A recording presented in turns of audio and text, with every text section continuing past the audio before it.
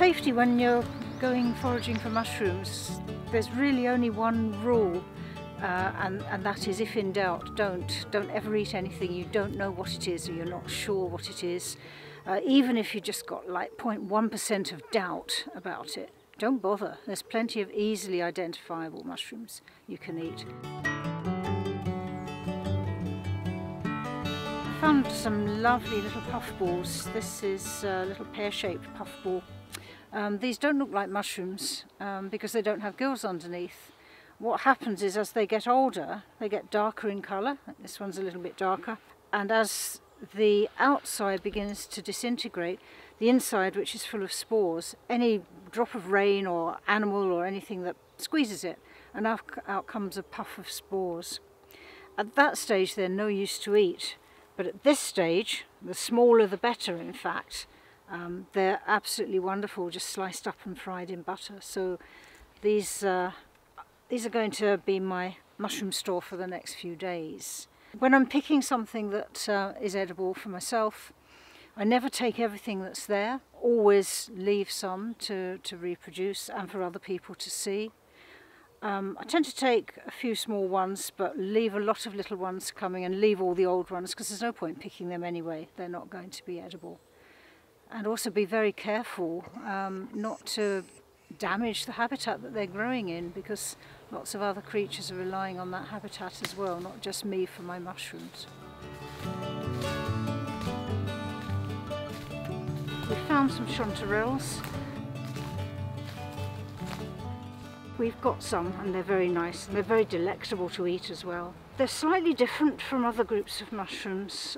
They do have what look like gills, but actually they're like thick wrinkles in the underneath of the cap, and they always come down the stem. And on the chanterelle, they'll all be different lengths. The cap will be uneven, and you've always got this bright orange colour to it, a yellow or orange I should say, depending how wet it's been. The smell is said to be of apricots. Sometimes it is, sometimes it isn't. Depends how much rain you've had and where you are, the soil and so on. They're normally associated with birch trees, so although they're not under birch trees here, there are birch trees all around.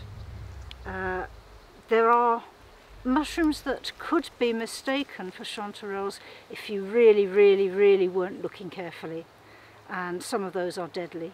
So the answer is to look carefully, and you can't really mistake it for anything else. And I'm going to really enjoy these few to go with my puffballs.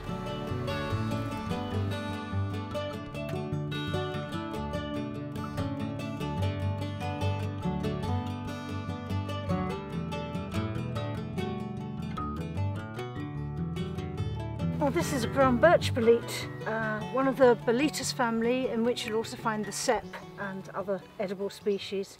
It's not as tasty as the cep, but it has a great advantage that it never, or hardly ever, gets full of maggots. So when you pick it, you've got to eat it. You have to get there before the slugs, which really enjoy it. There's one just crawling up the stem to make use of it. Underneath it's like a sponge, it doesn't have gills like the normal mushroom, and when the mushroom is young, it's those spongy pores are white in colour. So that's a pretty perfect one. They're very good at drying as well, but I'm not going to take the slug because you can't eat slugs. They don't taste good.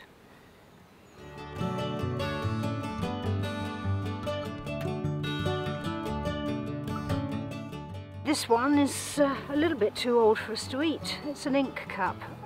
It would have been a shaggy ink cap when it was fresh and new. They're also called lawyer's wigs because that's exactly what they look like.